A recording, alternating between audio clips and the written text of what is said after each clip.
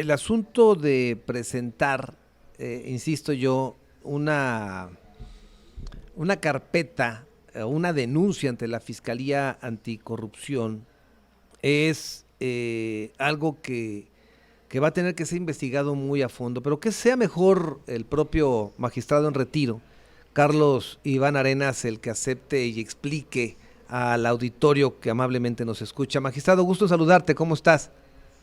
Teodoro, muy buenos días, a tus órdenes. Te saludo a ti con mucho gusto y a todo tu auditorio. Bien, yo quisiera ir por partes para poder tratar de ser lo más transparente, pero también que nos expliques la gravedad de lo que se está viviendo en este momento. Primero, eres un magistrado en retiro, ¿por qué? Sí, la calidad de magistrado en retiro nace e inicia su vigencia de manera muy reciente. Esto es el día 14 de julio del 2023, con la publicación del decreto número 1102, que establece la figura del magistrado en retiro y que fue publicada en el periódico oficial Tierra y Libertad.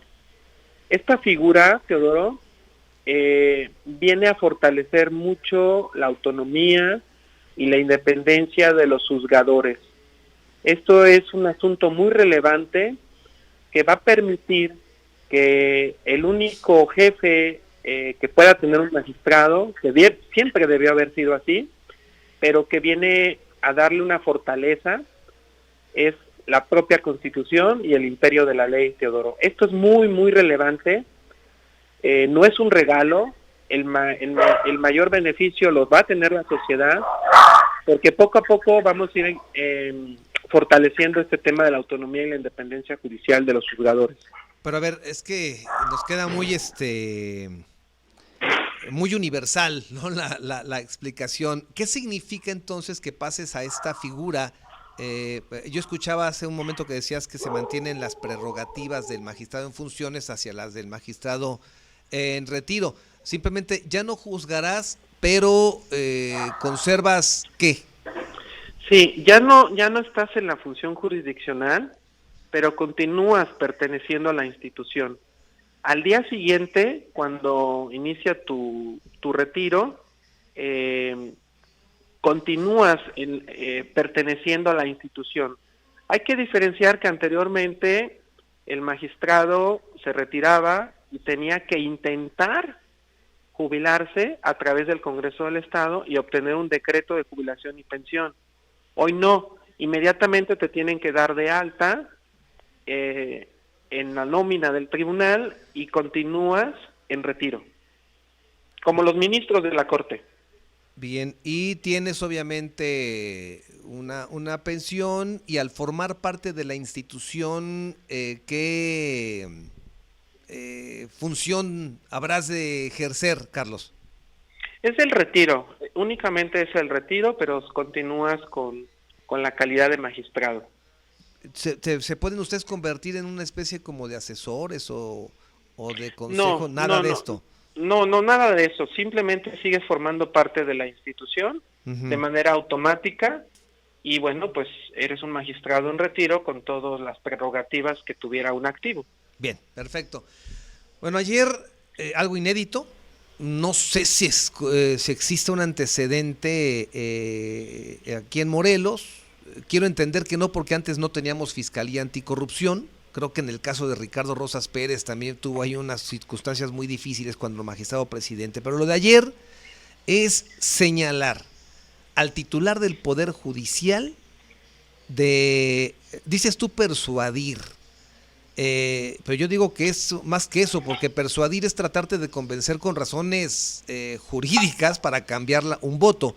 Aquí era obligarte, inclinarte para favorecer o perjudicar a alguien. Quiero así entenderlo, Carlos.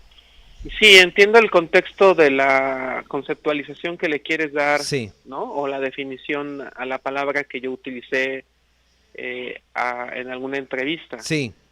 Mira, hay que partir de que el juez tiene que ejercer a cabalidad las virtudes del juzgador.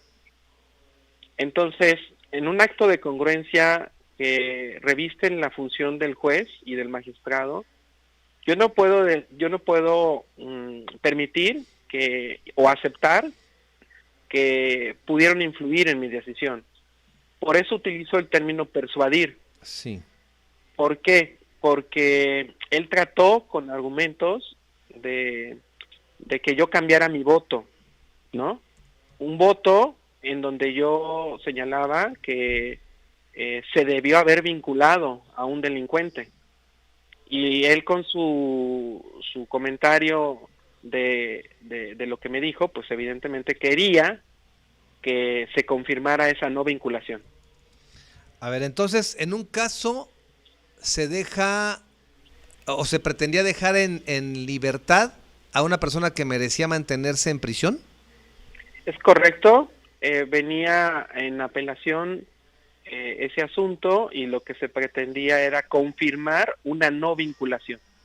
Y yo desde luego dije que no, me mantuve en ese sentido, solamente escuché y bueno, esto evidentemente pues es inédito. Esto lo hago, Teodoro, simplemente y por una razón fundamental de lo que representa la figura del juez y del magistrado. Oye, en este caso, Carlos, déjame culminar para no desviarnos. ¿La persona o el imputado quedó en libertad o se mantuvo en prisión? Viene en libertad desde el juzgado. ¿Y cuando se apela, se mantuvo en libertad? El asunto no concluyó. El asunto no concluyó. Trataron de alargarlo hasta que yo saliera. Me parece que pudiera ser una de las razones, ¿no? Cuando conocen mi voto. ¿Estamos hablando del caso del Diablo? Estamos hablando de un caso complicado, un caso difícil, y los datos ya obran en la carpeta de investigación. ¿Se sabe si así como actuó contigo lo hizo con los demás integrantes de la sala? Lo desconozco, Teodoro. Esa parte la desconozco, y no solo fue en ese, sino en otro asunto también en donde estaba involucrado un ex servidor público. Bueno, a ver, en este caso, porque estamos hablando de la libertad de una persona, tenemos un sistema de justicia, como siempre se ha criticado entonces, que tiene inocentes presos y a culpables en las calles, magistrado. Mira, el tema de la justicia es un tema complicado. A lo largo de mis 30 años, y de los cuales los últimos 17 fueron en el Poder Judicial, quiero decirte que evidentemente tenemos un nivel muy alto de impunidad, precisamente por muchos problemas que vienen desde la investigación, de personas que son corruptibles, ¿no? En los juzgados, en las salas, y claro que sí podemos señalar que sí hay una grave crisis de credibilidad a las instituciones. Pero yo quiero decirte que como hombre del servicio público, y más donde yo tuve el mayor tiempo en el ejercicio de la función jurisdiccional, sí creo en las instituciones, pero evidentemente pues sí, siempre hay personas buenas y personas malas. Bien, ahora sí, platícanos el tema de el asunto en donde está involucrado un servidor público. Bueno, en ese tema también de manera personal también se dio el mismo planteamiento, ¿no? Evidentemente nunca cedí, y es por eso que me preocupa, para que nunca más un presidente de un tribunal trate de influir en las decisiones de las salas. Ajá. O de algún juzgado, ¿no? ¿Aquí también estaba de por medio la libertad o alguna sanción? Una pena. ¿Pena privativa de la libertad? Es correcto. Igualmente para que se mantuviera o que saliera magistrado. Está, ¿cómo decirlo? Venía deficiente del juzgado también el asunto. En este sentido, ¿sí se concluyó o también quedó en pendiente? También quedó en pendiente en cuanto conocieron el sentido de mi voto. A ver, aquí hay que nos expliques algo. ¿Las resoluciones en sala deben de ser por unanimidad? Las decisiones deben de ser por unanimidad. Sin embargo, cuando tú emites un voto particular, existen los razonamientos de derecho que deben de ser valorados por los compañeros, y eso puede generar varias cosas, que cambien su criterio o que se retorne un asunto. Entonces, es ahí donde entra el debate y la decisión de la autonomía y la independencia de los juzgadores. ¿Y es válido haber postergado estas resoluciones para esperar y Sí, aprovechar tu tiempo? ¿Sí es válido? bueno, esa parte así como lo planteas, no, Ujú. pero el marco jurídico permite que ante la discrepancia pueda bajarse el asunto y volverse a analizar posteriormente. Tú lo has visto en la Corte y en los tribunales colegiados, tanto federales como locales. Si un asunto empieza a generar un cambio, pues se tiene que bajar y volverse a replantear el asunto. Esa es Bueno, parte de la autonomía y la independencia que tenemos los juzgadores. te lo comento, Carlos, porque estoy platicando con Carlos Arenas, magistrado en retiro, que ayer presentó denuncia penal en contra del magistrado presidente del Tribunal Superior de Justicia, Luis Jorge Gamboa Olea. Lo pregunto porque con esta denuncia que tú presentas ayer, quiero entender que parte del seguimiento que tiene que dar la Fiscalía Anticorrupción es precisamente a estos dos expedientes, es decir, si transitan precisamente en el sentido del voto que intentaron cambiaras, creo que se estaría consolidando precisamente eso que tú estás denunciando. Sí, ya corresponderá a cada integrante de la sala tomar la decisión que se consideren que debe de ser, ¿no?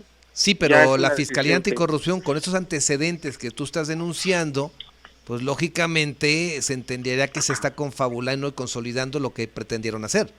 Si es que se vota a favor con los tres, en su momento. Bueno, eso es una cuestión que ya le corresponderá a la fiscalía, ¿no? Ujú.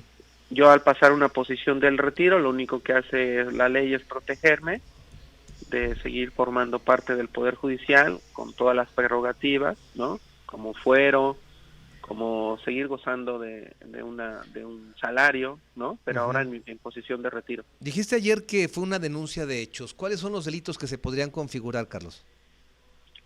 Bueno, mira, como perito en derecho sí sé qué delitos, Sí. pero ya corresponderá a la fiscalía.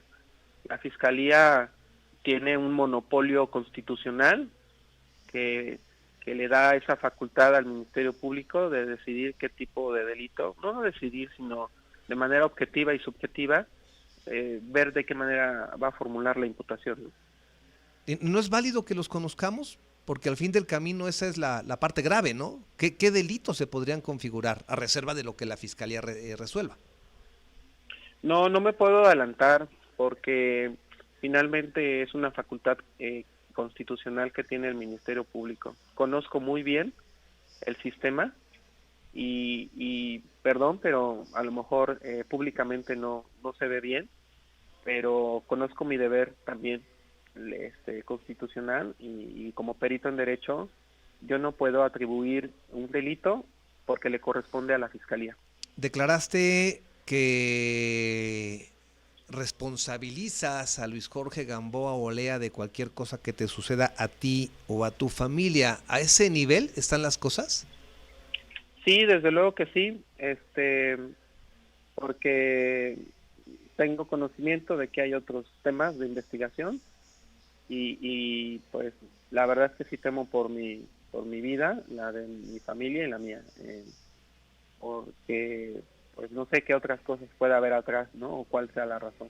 Ayer logré platicar con el magistrado Francisco Hurtado y me comentaba que estos 10 magistrados, tú entre ellos, parte de lo que sucedió es perder la confianza sobre la figura del titular del Poder Judicial y también que estaban ustedes decididos a luchar por la autonomía, que sentían injerencia de otro poder dentro del Poder Judicial. ¿Así lo percibiste durante tu última etapa? Yo creo que podemos coincidir con el magistrado Hurtado, ¿no? Yo creo que no podemos permitir que ningún actor ajeno al Poder Judicial trate de influir en nuestras decisiones, ¿no?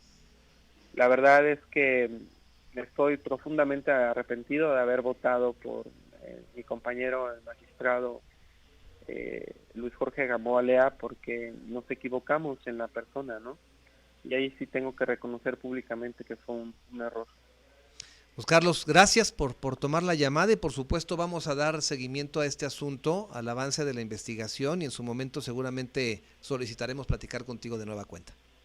Claro que sí, Teodoro, estoy para servirte y bueno, pues finalmente yo lo que quiero es que se fije un precedente para que nunca vuelva a ocurrir esto y finalmente también pues que quede constancia de que no podemos permitir que estén delincuentes en la calle, porque sin justicia nunca va a haber paz social en este estado y en este país. Estaremos atentos. Gracias, Carlos. Teodoro, te saludo con afecto. Hasta luego. Igualmente, Buen día. recíproco. Él es el magistrado en retiro Carlos Iván Arenas. ¿Ya escuchó usted?